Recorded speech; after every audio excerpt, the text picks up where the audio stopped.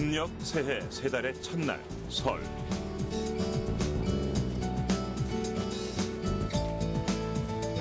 한 해의 최초 명절인 설을 위해 올해도 어김없이 민족 대이동은 이루어졌습니다. 그런데 가족과 친지가 모두 모인 자리, 무엇을 하며 시간을 보내십니까?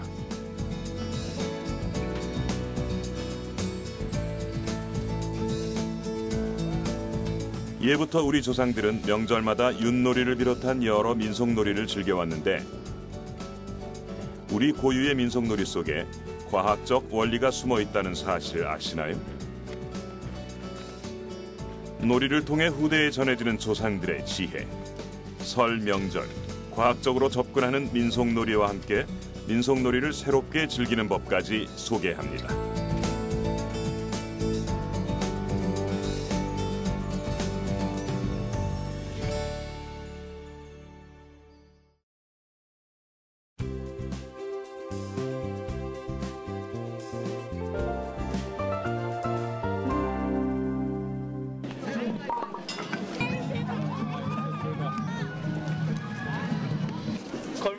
남녀노소 할 것 없이 누구나 즐기는 윷놀이는 삼국시대 이전부터 행해오던 대표적인 전통 민속놀이입니다. 처음엔 농사의 풍흉과 한 해의 기흉을 점치는 점술 도구로 시작됐지만 점차 놀이로 변화해 오늘에 이르고 있죠. 특히 우리 조상들은 집에서 기르던 동물들의 이름을 붙여 도는 돼지, 개는 개, 걸은 양, 윷은 소, 모는 말에 비유했습니다.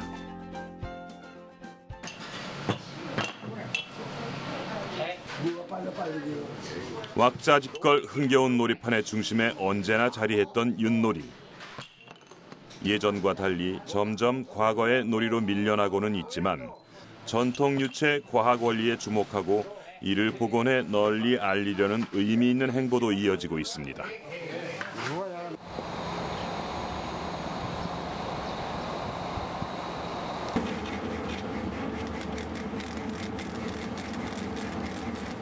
시중에 유통되는 윷은 생산성과 작업의 편리함 때문에 기준도 없고 모양도 천차만별이라 제대로 된 윷을 찾아볼 수 없는 현실이 안타까웠다는 이태영 대표.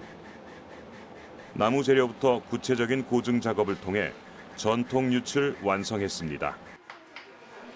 옛 문헌 고증을 통해 복원 제작된 전통 윷이 만들어지는 현장. 그런데 일반 윷과 전통 윷은 어떤 차이점이 있을까요? 대학 도서관도 다니고 이렇게 그 옛날 고증들을 문헌들을 많이 좀 찾아봤습니다. 그러니까 그 최종적 이제 결론은 윷의 굵기는 어른 엄지 손가락 정도의 굵기, 그리고 앞뒤 배가 약간 불러야 되고, 그리고 양쪽 끝 부분이 가늘어져야 일단 손에 만졌을 때 부인들이나 여자분들이나 어린 아이들이 작은 손으로 잡기에도 손에 잡을 수 있는 감각이 좋고 만지기가 좋고 이렇게 해서 그런 모든 기준과 이 유체도 그냥 막 깎아서 던지는 게 아니라 이게 또 기능이 있다는 겁니다. 그래서 그 이제 기능성을 다 살려서 그 원래 우리 고증을 따라서 제작을 하게 됐습니다.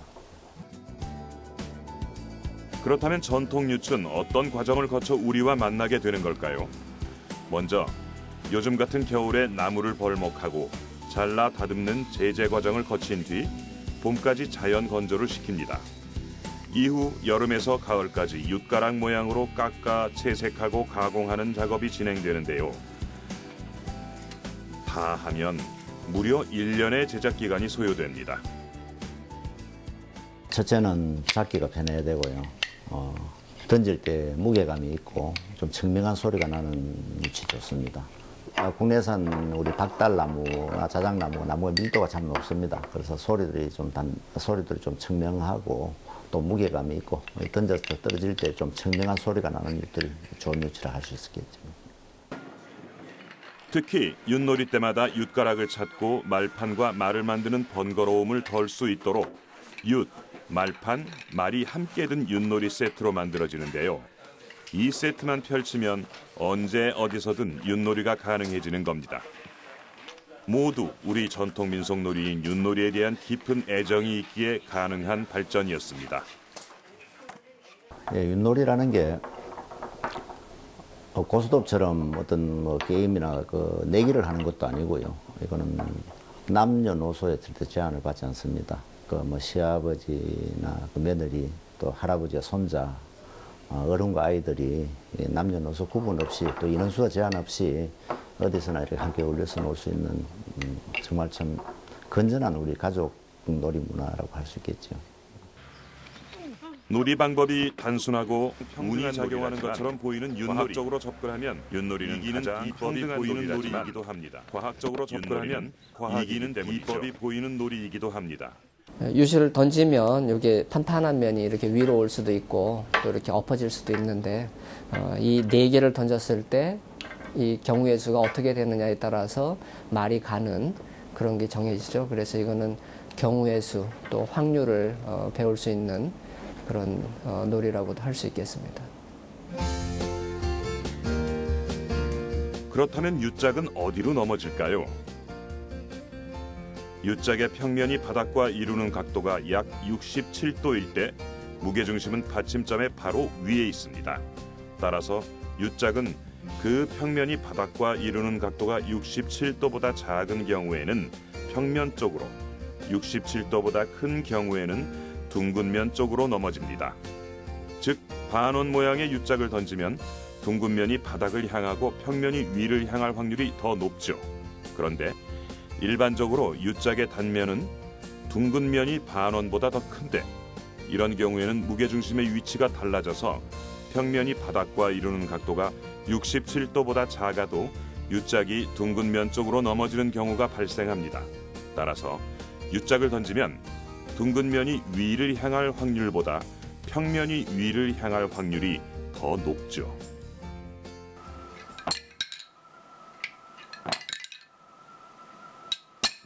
그렇다면 윷을 던져서 나오는 확률에 대해서 자세히 알아볼까요?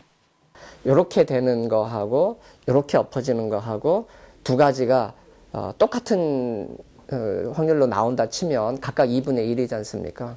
그래서 이걸 가지고 생각을 하면 4개가 이렇게 각각 하나가 2가지씩 있으니까 이 4개를 던졌을 때 나올 수 있는 경우의 수는 모두 2 곱하기 2 곱하기 2 곱하기 2 해가지고 16가지거든요. 그 중에서 이제 도가 나오는 거는 하나만 이렇게 되는 거고 나머지 3개는 그런데 이 4개 중에서 어떤 하나만 이렇게 되면 되는 거니까 4가지가 있죠. 예. 걸도 마찬가지고요. 그래서 도나 걸 같은 경우에는 16분의 4가 되는 거고 개는 2개가 이렇게 올라와야 되기 때문에 이 4개 중에서 2개가 이렇게 될 가능성은 6가지가 있습니다. 그래서 16분의 6이 되는 거고 윷은 다 이렇게 되든지 모는 또 다 이렇게 되는 거니까 요건 각각 1가지씩 분이 없거든요. 그래서 윷하고 모는 16분의 1 각각 16분의 1입니다.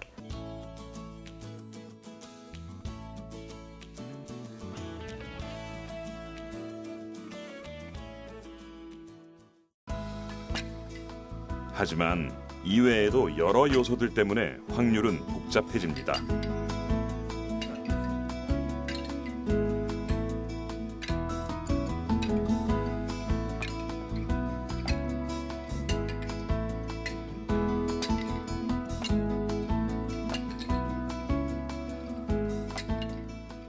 아무래도 이 윷이라는 게 이렇게 둥글기 때문에 이걸 어떻게 던지느냐에 따라서 또 이게 떨어질 때 뭐 충격이라든지 또는 어떤 분들은 이걸 가지고 그냥 이렇게 굴려가지고 그 모를 많이 만드시는 분들도 있거든요. 그러니까 이게 던지는 방법이나 뭐 이런 여러 가지에 따라서 확률이라는 게 또 달라질 수가 있기 때문에 이론적인 확률이 상당히 깨지는 그런 경우가 많이 있죠. 네.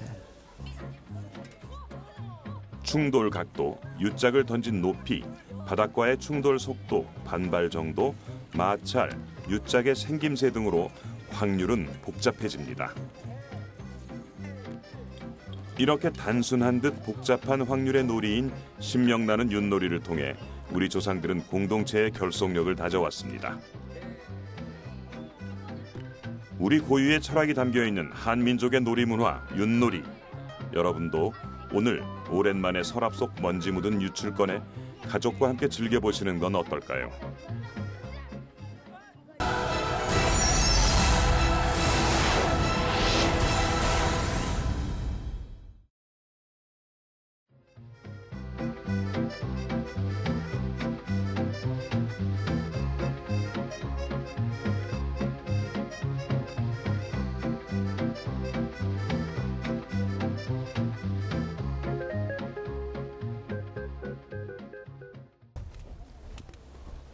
하늘을 날고 싶은 욕망을 가진 인류가 처음 그 꿈을 실어 바람에 날려보낸 기구, 연.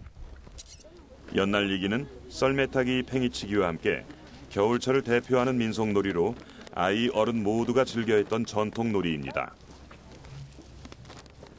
우리 조상들은 특히 정월 초하루인 설날부터 대보름까지 본격적으로 연날리기를 했는데요. 연을 최초로 날린 나라는 중국과 그리스로 약 2400년 전으로 거슬러 올라갑니다. 전쟁에 사용하기 위해 군사적인 목적으로 발명됐다고 하죠.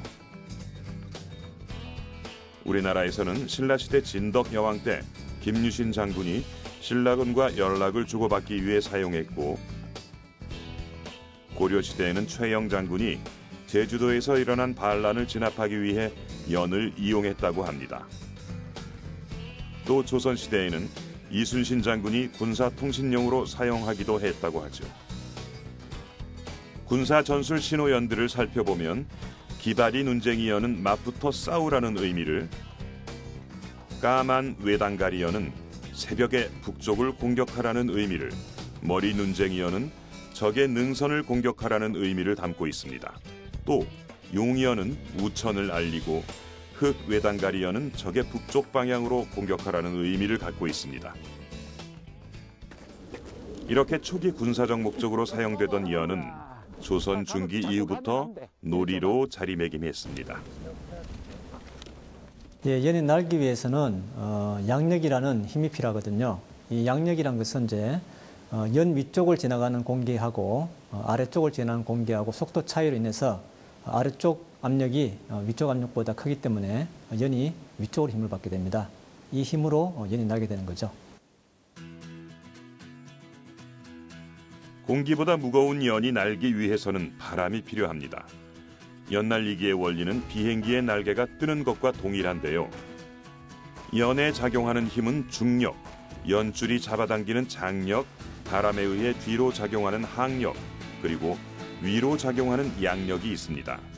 일반적으로 연줄과 지면이 10도에서 45도 정도의 작은 각을 이루는데, 연이 낮게 나는 경우에는 연에 작용하는 전체 힘 중 양력이 남아 이 힘으로 연은 위로 올라가게 됩니다. 바람이 빠를수록 또 바람이 부는 곳에서 연을 지면과 비스듬히 두면 공기가 연과 부딪혀 연에 힘을 주는데, 이때 연의 앞쪽에서 충돌하는 공기에 의한 힘이 더 커서 연은 위쪽으로 힘을 받게 됩니다. 이 힘을 양력이라고 하죠. 연은 일본을 비롯해 중국, 말레이시아, 태국, 인도, 싱가포르, 네팔 등에서도 날리는데, 그 모양새나 과학적 원리가 우리 연을 따라갈 수 없다고 합니다. 우리나라의 대표적인 연은 방패연과 가오리연으로, 특히 방패의 사각형은 땅을 상징합니다. 우리나라 연은 크기를 막론하고 모두 짧은 장방형 사각으로 되어 있으며 바람을 잘 받아 잘 뜨게 돼 있는데, 연의 가운데 둥글게 방구멍이 뚫어져 있어 강한 바람을 받아도 바람이 잘 빠져 연 몸체가 상할 염려가 없습니다. 날리는 솜씨에 따라 올라갔다 내려갔다, 좌우로 우회하거나 후퇴, 전진을 마음대로 조정할 수 있고, 얼마든지 오래 높이 날릴 수도 있죠.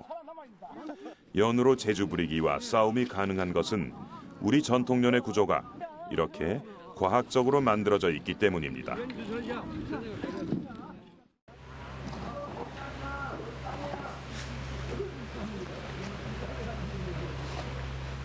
겨울철 민속놀이를 즐길 수 있는 한국민속촌에서 직접 연을 만들어 봤습니다. 두 분하고 같이 가오리 연을 한번 만들어 볼 거예요. 그러면 가오리 연은 배나무가 두 개가 있어요. 배나무 길이가 서로 조금 다른데 약간 짧은 것이 이제 가오리연의 가운데 살이에요. 이렇게 들어갈 거고, 그 다음에 좀 긴 것은 허리살이라고 해서 활 모양으로 이렇게 굽혀서 균형을 잘 맞춰서 이렇게 같이 붙일 거예요. 단단하게 대나무를 고정시키는 작업을 할 거예요. 자, 이게 고정이 잘 되고 균형이 잘 맞아야, 비율도 잘 맞고 균형도 잘 맞춰져야 하늘에서 잘 날아요. 중심살과 허리살을 붙인 다음 모서리 종이로 싸서 바른 뒤 양쪽에 날개를 붙인 후 긴 꼬리를 연 아래에 붙입니다. 꼬리는 연이 날 때 연의 중심을 잡는 역할을 하죠. 그리고 목줄을 매기 전 가오리연 두 곳에 꽁수 구멍을 뚫어주는데, 구멍을 뚫을 땐 중심살에 바짝 붙여 뚫어야 합니다. 한 가닥의 근의 줄이 되면 두 줄을 합쳐 잡은 뒤 연의 아랫줄 길이가 윗줄 길이보다 약간 길게 매듭을 묶어주면 됩니다. 자기 얼레를 잡고 연실을 묶어줄 거예요. 자, 날려보러 갑시다. 네. 자, 이제 완성된 가오리연을 하늘 높이 날려볼까요? 연을 잘 날리기 위해서는 바람을 잘 이용해야 합니다. 먼저 연 날리기에 적합한 풍속은 초속 5m 정도로 바람을 등지고 서야 하고요. 연을 날릴 때의 자세는 연과 날리는 사람의 앞가슴이 늘 직선으로 맞보고 있어야 합니다. 연실을 조정할 때도 바람을 잘 파악하고 있어야 하지요. 자, 이렇게 떨어질 때는 다시 감아야 되고, 감으면 내 쪽으로 오잖아, 연이. 그렇죠? 그 다음에 바람을 많이 받으면 다시 풀어줘야 돼. 자, 떨어지잖아. 감아줘야 돼. 자, 잡아봐. 자, 잡아서 돌리면 돼. 자, 풀어줘야지, 이제는. 바람을 많이 받을 때는, 자, 풀어주고. 그렇지. 풀어주고, 더 풀어줘도 돼. 더 풀어줘도 돼. 최근에는 연 날리기를 이용한 연 발전도 개발되고 있습니다. 연 발전은 요요의 원통 바퀴를 지상에 둔 형태라고 보면 되는데요. 연을 날리면 지상의 회전축에 감긴 줄이 풀리면서 하늘 높이 올라가게 됩니다. 이때 회전축이 요요의 원통 바퀴처럼 회전하면서 전기를 생산하게 되는데, 요요와 마찬가지로 줄을 감을 때는 조금만 힘을 주어도 됩니다. 실험 결과 줄을 감을 때 들어가는 에너지는 연이 하늘로 가면서 만든 전력의 12%에 불과한 것으로 나타나 미래 기술로도 적합하다고 하죠.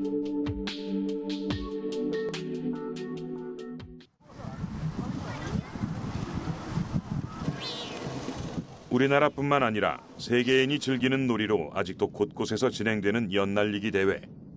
오랜만에 갖은 시름과 걱정을 고운 연에 담아 저 멀리 푸른 하늘에 날려보는 것도 좋겠습니다.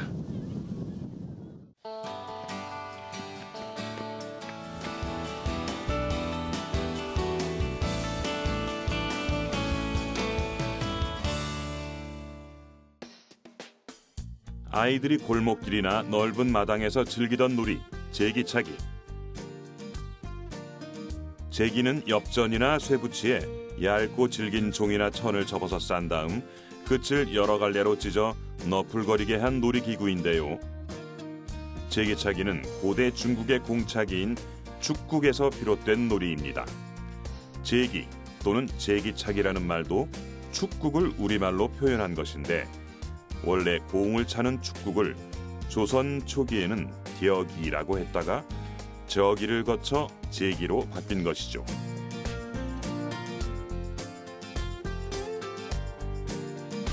조선 후기에는 내기를 위한 엽전 제기가 등장하다가 근대 이후 쇠붙이에 플라스틱을 합쳐 만든 제품이 사용되고 있습니다. 제기차기는 아무 때나 가능했지만 주로 겨울에서 봄 사이에 즐기는 놀이로 더 발전했다고 하는데요. 추운 날씨에 집 밖에서 공을 차면서 땀을 내고 체력을 기르며 건강도 유지한 것이죠. 이미 신라 때 김춘추와 김유신이 정월에 축국을 한 것도 그 같은 이유로 보고 있습니다. 그렇다면 제기차기엔 어떤 과학 원리가 숨어 있는 걸까요? 예, 제기는 중력과 공기 저항력을 적절하게 이용하는 놀이기구인데 특히 그 술이 제기가 많이 몸에서 벗어나지 않도록 하기 때문에 연속적으로 오래 찰 수가 있습니다. 근데 이 술 개수가 많거나 적거나 개수에 따라서 제기를 차는데 쉽게 찰 수도 있고 어렵게 찰 수도 있거든요. 그래서 자기 몸에 맞는 술의 개수라든지 술의 재질, 그다음에 술의 넓이라는 것을 조절해서 자기 몸에 맞게끔 만들어서 사용하면 잘 찰 수가 있을 겁니다. 만유 인력과 공기 저항 때문에 즐길 수 있는 놀이 제기차기. 그러나 빠른 낙하 속도 때문에 제기차기를 충분히 즐길 수 없어 아쉬움도 남는데요. 과학 원리를 접목해 이런 아쉬움을 해결해줄 획기적인 제기가 만들어졌습니다.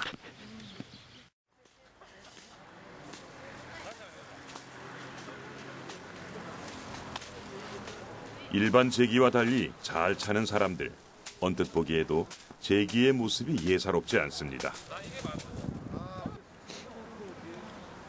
일반 제기보다 술의 길이가 길고 그 넓이가 훨씬 큰데요.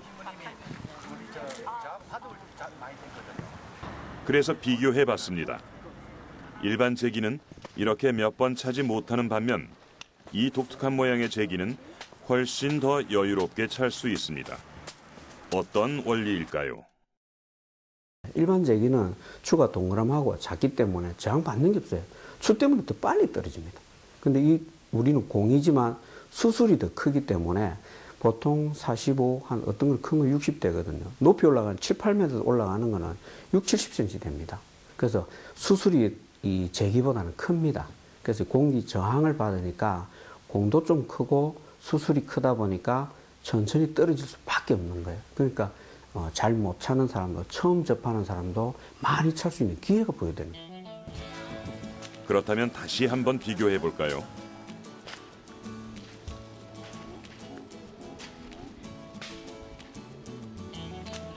보시다시피 일반 제기보다 떨어지는 속도가 느리죠. 하나 둘 소리에 맞춰 하늘로 올라갔다 다시 내려오면서 나풀나풀 가벼운 춤을 추는 제기. 어린 시절의 추억을 되살려주는 우리의 민속놀이입니다.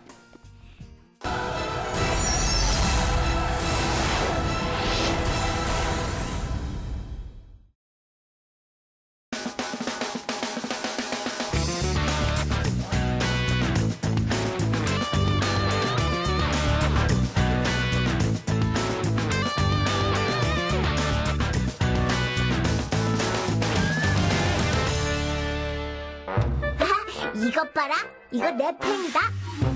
우와, 그 팽이 어디서 났어? 우리 할아버지가 만들어주셨다.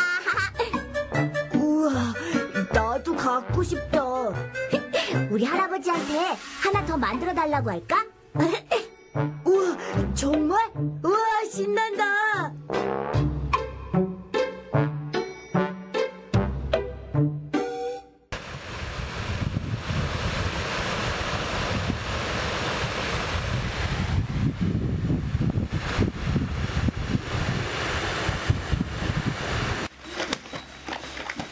원뿔 모양으로 깎아 만든 팽이를 채로 쳐서 돌리며 즐기는 민속놀이 팽이치기. 먼 옛날 도토리나 상수리처럼 둥글고 길쭉하게 생긴 물체를 돌리기 시작하면서 지금에 이르렀는데요. 그 유래가 정확하지는 않지만 일본 서기에 우리나라의 팽이가 일본에 전래되었다는 기록이 있습니다. 때문에 삼국시대에 이미 널리 유행했을 거라는 추측이 가능하죠. 조선시대 문헌에는 팽이가 핑이로 기재돼 있기도 합니다. 팽이치기를 할 때 초반에 팽이를 채로 몇 번 쳐서 놔두면 팽이가 꽤 오랜 시간 저절로 도는 것을 관찰할 수 있습니다. 이렇게 팽이가 계속해서 돌 수 있는 원리는 무엇일까요? 바로 정지하고 있는 물체는 계속 정지하려 하고 운동하고 있는 물체는 그 운동을 계속하려고 하는 관성의 법칙 때문입니다. 팽이를 돌리기 위해서는 일단은 처음에 회전을 시켜야 되거든요. 한번 회전을 시키면 회전 관성이라는 게 있어가지고 계속 회전하려고 합니다. 그래서 팽이 바닥과 아래쪽 바닥 사이에 마찰을 못하면 팽이는 계속 돌 겁니다. 그런데 공기 저항이 때문에 회전 속력이 점점 늘어지면 우리 팽이채로 이제 다시 에너지를 가해 주어서 팽이를 계속 돌게끔 할 수 있습니다. 팽이가 넘어지기 직전의 모습을 보면 회전축이 비틀거리면서 넘어질 듯 넘어지지 않고 얼마간 회전하는 것을 볼 수 있습니다. 이러한 운동을 세차 운동이라고 하는데, 세차 운동은 회전 빠르기가 줄어들면서 팽이의 회전축이 또 다른 축 둘레를 도우는 현상입니다. 세차 운동을 하는 동안 회전 속도가 일정하면 회전축이 그리는 모양은 원뿔형이 되죠. 또 회전축이 회전하면 팽이를 원래의 바로 선 자세로 돌아가게 하는 회복력이 작용하는데, 이때 팽이가 빠르게 회전하면 회복력이 크기 때문에 쓰러져 가던 팽이는 오뚜기처럼 다시 일어설 수 있습니다. 관성과 마찰력의 균형이 이뤄낸 놀이 팽이치기. 그렇다면 팽이치기를 잘 하려면 어떻게 해야 할까요? 팽이를 이제 오랫동안 잘 치기 위해서는 일단은 바닥과 마찰이 적어야 되거든요. 그래서 우리가 팽이 아래쪽을 보면 총알이나 구슬 같은 게 부착되어 있습니다. 그리고 그렇지 않은 경우에는 이제 얼음 위에서 팽이를 치게 되면 오랫동안 쉽게 잘 칠 수가 있습니다.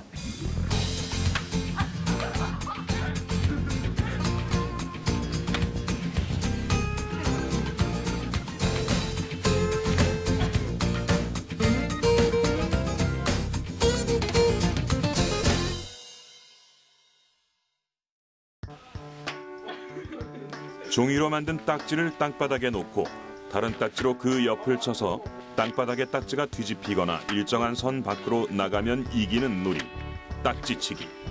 주로 남자아이들이 많이 해왔던 딱지치기는 지방에 따라서 땅지치기, 떼기치기, 빠치치기, 표치기라고 부르기도 합니다.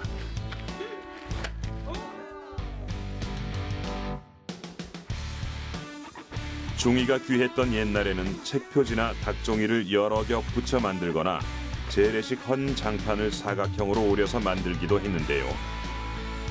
1950년대 이후 두껍고 질긴 종이가 나오면서 접는 딱지가 보편화됐고, 이후 딱지치기는 전국적인 아이들의 대표 놀이로 발전했습니다.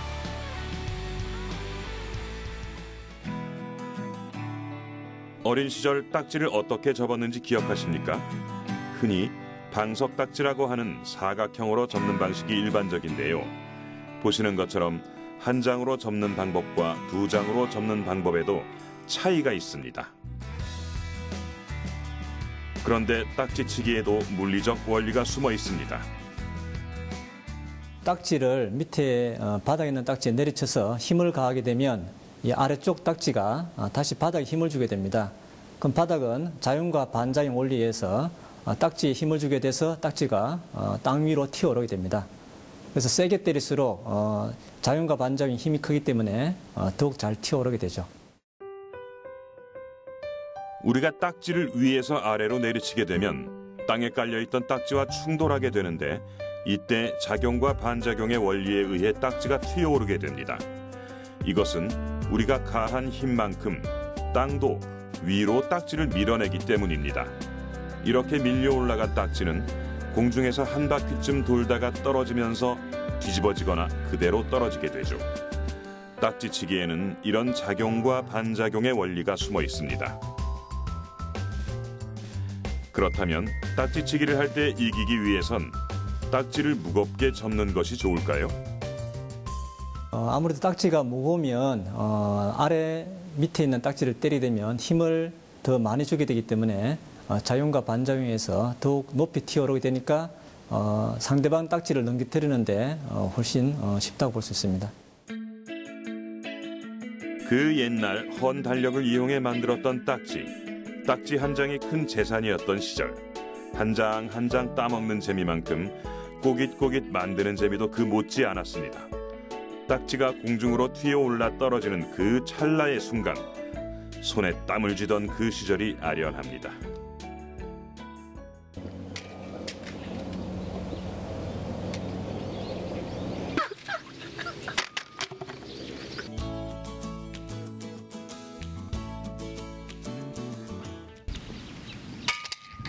두 편으로 나뉘어 항아리에 화살을 던진 다음 많이 넣는 편이 승리하는 투호놀이.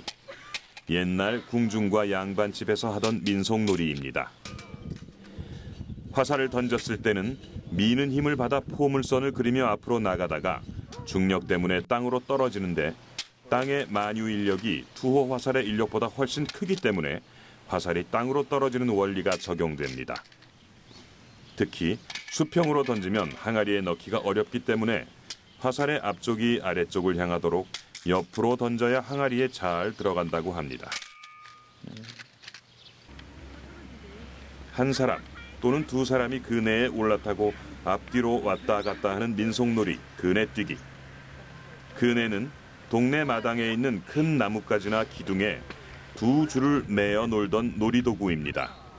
특히 남성들의 씨름과 함께 여성들이 즐기던 대표적인 단오놀이죠. 그네는 유래가 불확실하지만 우리나라의 그네에 관한 기록은 고려 시대에서부터 나타납니다.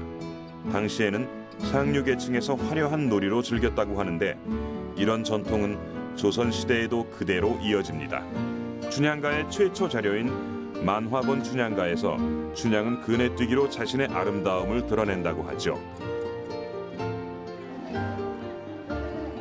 그네뛰기에는 역학적 에너지 보전 법칙이 적용됩니다. 그네뛰기는 결국 그 역학적 에너지 보존 법칙이 작용되거든요. 그래서 그네를 계속 뛰려면 사람이 지속적으로 그네와 자기 몸에 에너지를 가해줘야 됩니다. 그래서 그네가 최하점으로 내려갈 때는 앉고 올라갈 때는 일어서면서 일어서는 자체가 이제 자기 자신에게 일을 해주는 것이기 때문에 계속 에너지를 보충하게 됩니다. 그래서 계속 뛸 수 있는 거죠. 물론 최하점 내려갈 때 몸을 숙게 되면서 공기 저항력도 적게 받기 때문에 에너지 손실이 많이 줄게 됩니다. 그래서 주기적으로 타이밍을 잘 맞춰서 앉았다 일어섰다를 반복을 해야 되겠습니다. 그네뛰기와 함께 여성들이 즐기던 널뛰기 역시 과학 원리가 적용되는데 여기엔 지렛대의 원리, 작용과 반작용의 법칙, 일과 에너지의 원리 등과 같은 다양한 원리가 숨어 있습니다. 한 사람이 살짝 뛰어서 널판을 밟으면 널판의 중앙에 있는 받침 때문에 지렛대의 원리가 발생하는 것이죠. 이때 지렛대의 원리로 전해진 힘은 맞은편에 있던 사람을 띄우는 운동 에너지로 전환됩니다. 물체 같은 경우는 저희들이 그렇게 하면 밖으로 튀어나갈 수가 있거든요. 근데 사람이기 때문에 튀어오를 때 자기 자신이 항상 연지 위로 뛰어오르려고 연습을 하게 됩니다.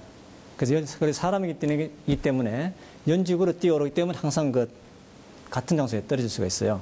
일반 물체 같은 경우는 옆으로 이렇게 튕겨나오는 경우가 많거든요. 뛰어오를 때 사람이 이제 인위적으로 연지 위로 뛰어오르게 되는 거죠. 예. 그렇지 않은 경우는 사람도 옆으로 이렇게 널빤지 밖으로 이렇게 튀어나오는 경우가 가끔 있습니다. 두 사람이 널빤지 양쪽에 각각 올라서 뛰는 널뛰기. 널빤지 가운데 사람이 올라앉아 널빤지를 널 받침 위에 고정시키는 작용을 합니다. 널의 평형을 맞추기 위해선 몸집이 비슷한 사람들이 마주 뛰는 것이 좋지만 몸무게의 차이가 있을 때는 몸무게가 적은 사람 쪽으로 널빤지를 길게 하면 균형이 맞습니다.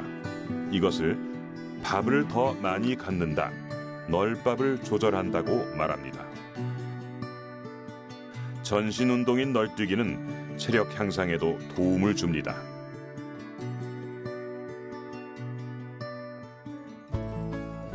윷놀이, 연날리기, 제기차기, 팽이치기, 그네뛰기 등 다양한 민속놀이를 통해 한 해 농사로 인한 피로를 달래고 가족과 이웃 간의 결속력을 다지며 새로운 풍년을 기원했던 우리 조상들. 한국의 민속놀이는 120가지나 된다고 하지만 그중 우리가 기억하는 민속놀이는 과연 몇 가지나 될까요? 가족애를 느끼고 협동심을 기르며 체력도 키울 수 있는 놀이. 바로 과학의 원리와 선조들의 지혜가 담긴 우리 민속놀이입니다. 남은 설 연휴는 온 가족과 함께 민속놀이를 즐겨보는 건 어떨까요? 시청자 여러분, 가족하고 화목하게 오랜만에 만나는 얼굴 너무 반갑지 않습니까? 정겨움 함께 나누시면서 행복하신 설 제기차기로 화목하게 한 번 더 기쁨 배로 증가해서 행복하신 설 보내십시오. 감사합니다. 모처럼 가족간에 모이셨는데 고수도 인터넷 게임보다는 윷놀이 재밌습니다. 온 가족이 모여서 정말 신명나는 윷놀이 한판 하시면서 가족간에 더욱 화목한 명절 보내시길 바랍니다.